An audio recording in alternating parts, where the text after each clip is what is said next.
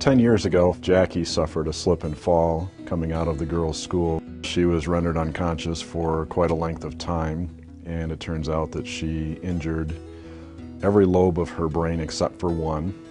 We were told at the time that had she injured that lobe also, she wouldn't have woken up from the injury. I was at work that day, and Jackie often volunteered at the school, so it wasn't unusual for her to not be home but to be at the school for a number of hours. A very good friend of ours, Monica Logan, happened to be there to pick her children up, and as soon as she saw Jackie, she knew that she was not right and that something had happened. So she immediately called me and said, "Scott, you need to come over. Something's wrong with Jackie." And when we got to the hospital, they did a full and I guess normal battery of tests for someone who's suffered an apparent head injury. MRIs and CAT scans and things like that, essentially tests to verify whether she had an internal bleeding or other physical damage that would show up on the various scans that they were doing.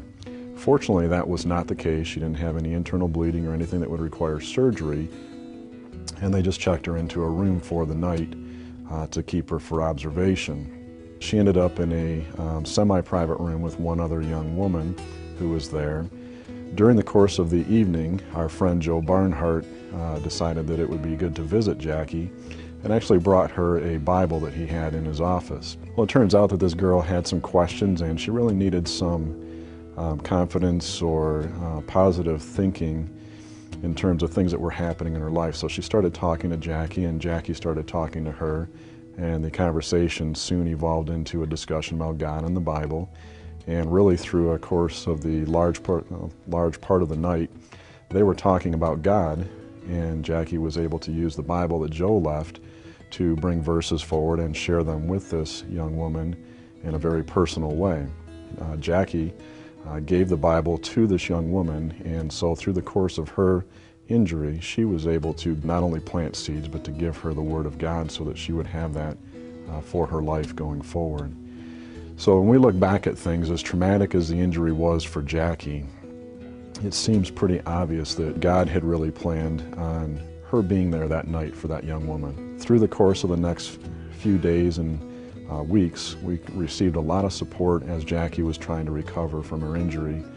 She was somewhat limited in what she was able to do, and our friends and family did support us, and our faith in God really gave us confidence that not only was He watching over her, but He would take care of her. Within a couple days of this injury, I was back at work, and I had a meeting with a church downtown near the state capitol. They had called me to examine some damage that had been done and see if they had any structural concerns in their church. During the time just before that meeting, I was waiting for the start with one of the ladies who was the person in charge of properties for the church, and it turns out that she was the head nurse for the leading closed head injury specialist or doctor in the state of Michigan. And while we were killing time, I just happened to mention what had happened, how disconcerting it was, but that we thought Jackie was doing okay. And as soon as we started talking, she started asking me, "Well, did you get this test, or did you get that test? Have you done this or thought about that? Have you talked to this kind of a person?" And truthfully, none of that had happened. They had done physical testing with the scans and things, but there was very little testing as she was asking about. She was mentioning things like neural testing and cognitive testing, evaluation along those lines. And so with the information that she had given me, I was able to start asking more questions.